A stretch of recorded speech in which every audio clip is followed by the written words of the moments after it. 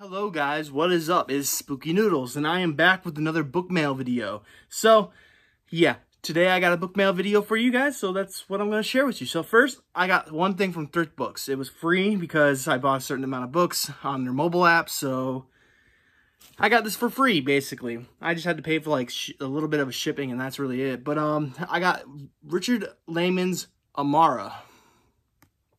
At least I think this could either be that thrift book I bought, or this could be what I ordered from Abe Books on eBay, I think. So it's one of the two. But anyways, Amara by Richard Lehman. I don't know if I'm going to go into what this book is about. I pretty much think I already own this one, actually. I think the copy I own is named something different.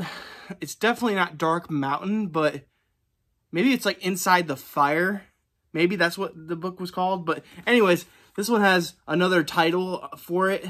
But for some reason, I wanted this cover, so I got it. Really cheap.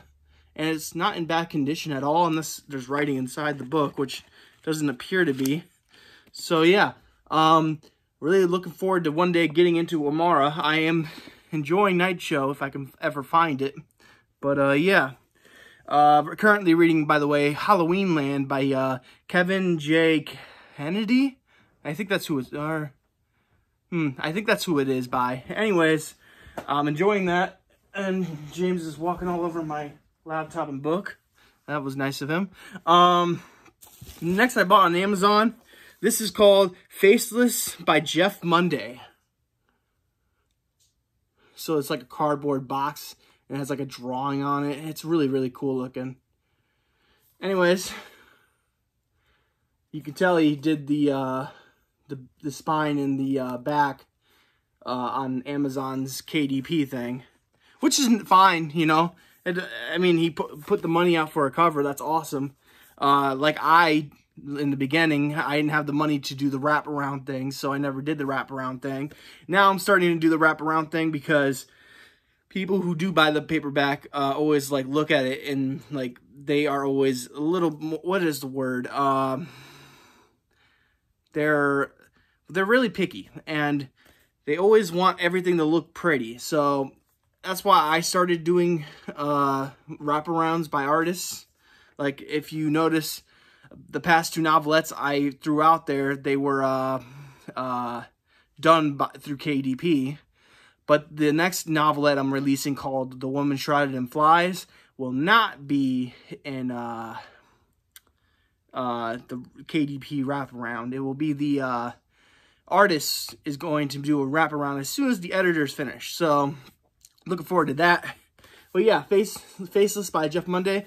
From what I know, this is a coming-of-age story. Wow. Barely any of the page was used. So this might be a much quicker read than what it apparently says. It comes in at 202 pages, it looks like. But anyways, I'm going to read the back to this one since it's a fairly newer book, I think, and no one's ever heard of it. I mean, Richard Lehman I could talk about all day. I've already told you once upon a time what this book is about. It's about an Egyptian goddess coming back to life and killing people. So, yeah. But yeah, let's talk about what this one's about. So here we go. Anto heard the stories as a child. Mother would tell him to go to sleep or the Faceless would come for him. Years later, he discovers the Faceless are not simply a story told by misbehaving children. They are real, shambling around, unable to hear or smell or see, unable to scream. And as horrifying as the Faceless are, Anto soon finds there is something even worse. Ask a question. Any question at all. I'll answer it. And take your face in return. So basically, what would you do if you were asked, like, I will fulfill any, and I will answer anything for you, and then I'll take your face? I wouldn't do it, but I'm sure the main character in the story does. So, yeah. All right, now we are on to the Tony Bacon box, which I didn't know he was going to ship it. He did ask for my address, so I guess he was going to ship it. I still have to pay him back. I already paid him most of it, but I didn't have all the money at the time. So thank you so much for shipping this out to me. It really means a lot to me. And yeah, let's check this out. So I got a few bags here. I didn't order too much, but I did order quite a few books. So yeah, I already opened the box up, so I'm just going to show you. So originally I had the paperback for this book, but I gave it to a friend, and I didn't think I was going to miss it so much. But then I started missing it because I do love the cover for this book a lot. And that's In the Flesh by Clive Barker. The original one I had has a huge tear in it. And I don't think my friend cares that there's a tear in it, but I didn't care there was a tear in it. But yeah, this copy is so much better looking. And yeah, it has a stamp from the library it's from. I don't think it's signed. No, it's just a really good looking book. And I can't wait to read it one day. As you know, I'm kind of a Clive Barker fan. One of my favorite books of all time is The Hellbound Heart. So, yeah. Set that down. Hopefully the dogs don't walk all over. The next book I also owned at one point, but I decided to give away. And it might have been to the same friend. I don't remember. But, Clive Barker, The Inhuman Condition. I just like all those the dismembered hands, like, raining down on who knows who. But yeah, if you don't know, In the Flesh and The Inhuman Condition are both part of rebooting.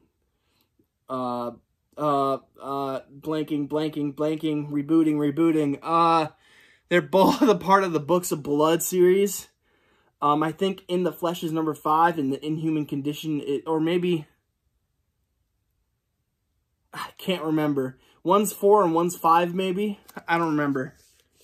But one of these books has the infamous Candyman story in it, but it's called something else. I think it's called, I don't recall, man. I guess it's in one of these books, so I can always check and see if a name rings a bell.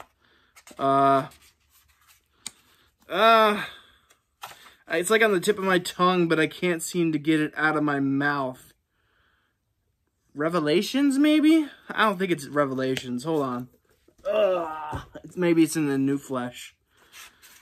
Oh, yeah, The Forbidden. That's what it was. And it is in The New Flesh, which is the next... I know I'm not doing it kind of out of order, but I want to read this just for the Forbidden story, which I think comes in at... It's a pretty decent length. It's like a novella.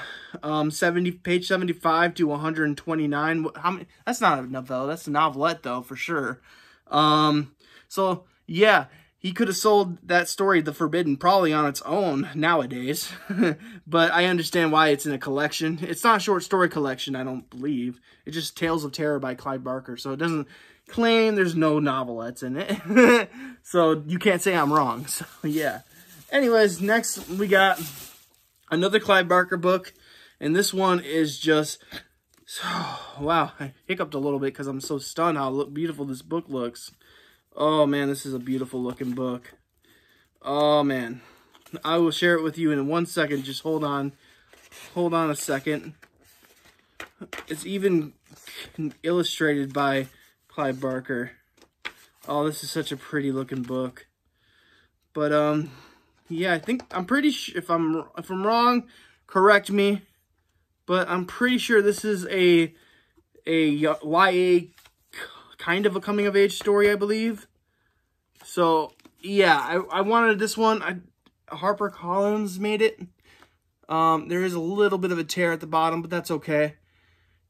The Thief of Always, a novel by Clive Barker. Just a pretty-looking book.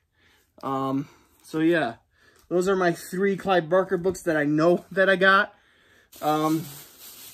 I say no because I sometimes forget certain books that I buy. So next we have, Tim Miller's Hell, Texas. So as you know, there is a Hell, Michigan. So I wondered, is there a Hell, Texas? Because I bought this book and I was wondering if there is such a thing as Hell, Texas. If there is it hot as hell, or is it like up here where it's like hell froze over? I'm just kidding. But yeah. Tim Miller, I'm not going to read, I should be reading what these books are about, but Tim Miller's a pretty knowable author, right? You guys probably have heard of what this book's about. I am curious, so I could read it to you guys. But it is kind of long, so I'm just going to skip to the next book. And, oh man, I just finished reading this book not too long ago. I didn't know when this was going to come, but it doesn't matter because I finished the book. But I really wanted the book for myself, so if I ever want to reread it, I own it. John Skip seems to do the introduction, so maybe I'll read the introduction. But this is one of those books where I think could have been an instant classic for any horror author. But it's just so small, so it's not as read as much as other books, I guess. And, yeah, this is a really good book. It has a really weird, misleading, what do you want to call it? Conclusion, I guess. Like, it has a weird message to it at the end, and I don't know how to take it. But otherwise, this is basically one of my fears, you know, being wrong about religion, you know, and God and stuff, and actually having a rapture happen. You know, that kind of scenario. This is what kind of, like, takes that fear and amplifies it to 10. Brian Keene's Take the Long Way Home. Very good book. Highly recommended to anyone who likes Brian Keene. I really do enjoy that book, and Brian Keene's becoming a favorite author of mine. So you might see Ronald Kelly, Ralph James White, and Brian Keene as favorite authors of mine on my author bio. You should read my author bio. It tells a lot about me. So if you want to know me better, read my author bio. Anyways, I got some books I didn't even know I got. So I probably was high when I ordered most of these. So I apologize. But I'm just kidding. But yeah. So first we're going to start with the first book I pull out. And that is, oh man, it has this fat sticker on it. I don't remember the sticker. I don't remember bidding on this book. Let's not get the sticker off. Anyways, it's The Infinite by Douglas Clegg. Very, very nice cover and spine. It looks like a beautiful book other than the stupid sticker. It's possible I can peel this off, but it wouldn't be easy without wrecking the cover. So I'm not going to do that at the moment, but I'm going to try to get that sticker off. And if it doesn't come off well, then this will just be a reading copy. Because I am kind of collecting Douglas Clegg because I respect the hell out of him. I kind of had mixed feelings for Halloween, man. But in the end, I did kind of enjoy that book secretly. It's like one of those like low-rated books that I read that I actually secretly liked reading. Because I'm definitely regretting that it's over, you know? But like I got that like man, I missed that book feeling. Even though I gave it such a horrible rating at 2.5 stars, I think. But I do respect Douglas Clegg as a writer. Because he's a fascinating, or not fascinating, he's an awesome author. And it doesn't really matter that he is gay, but he's an openly gay man. And I think that's just rad that he can be open about it, you know, because a lot of people can't, you know. So, but I respect him, and he writes great stories. It doesn't matter if he's gay or not, but yeah, he writes amazing stories. And yeah, I've only read The Halloween Man, and I think maybe one more, but I can't recall. Neverland is on my TBR, though. It's a coming-of-age story that I really want to read because I hear it's amazing, and it's one of his best books, so yeah. But yeah, Infinite by Douglas Clegg. I don't know what this is about. It sounds like it's about a haunted house, but I'm not really sure. There's a dove on the cover with a haunted building in the background, so yeah, I'm guessing it's a haunted house story. And my legs are falling asleep. I'm in like I'm sitting on my legs position, and yeah, not feeling great. But anyways, let's continue on to the next book. I think, yeah, I remember ordering this. So I don't recall if I had this book or not, but when I did look for it, I couldn't find it. But I swore I had it at one point, and that's Simon Clarke's Vampiric. Supposedly, this is a really great vampire novel, and I'm not currently anymore, but I was reading a book that blew every vampire story I've ever heard of out of the water. Of course, I haven't read any vampire stories prior to Ronald Kelly's Bloodkin, but that being said, like Dracula, the movies, and every vampire movie I've ever seen, it blows those out of the water. That's how good Bloodkin is. But anyways, this sounds like a good book. It's a chunker of a book, but I know like I know a lot of people probably can finish it really quickly. Like my friend over on YouTube, Are You Into Horrors channel, Richard. Oh my gosh, I almost forgot your name. I'm so sorry. Yeah, Richard can read books very quickly, and he could probably read this chunker in no time. I hope my dogs are being good. But anyways, Lula, be good. All right, the next book I got looked like a really good, like, well, it kind of looked like a point horror book at first, but when I looked up what it's about, it strangely appealed to me, and that is Caroline B. Cooney's The Stranger. It kind of reminds me of an R.L. Stein's book, you know, not the Goosebumps series books, but like his more mature for young adult books. Yeah, it kind of reminds me of that, so that's probably why I got it. Oh man, I gotta adjust real quick. Oh man, whoo, my legs hurt. So anyways, we're gonna go continue on, and let's check it.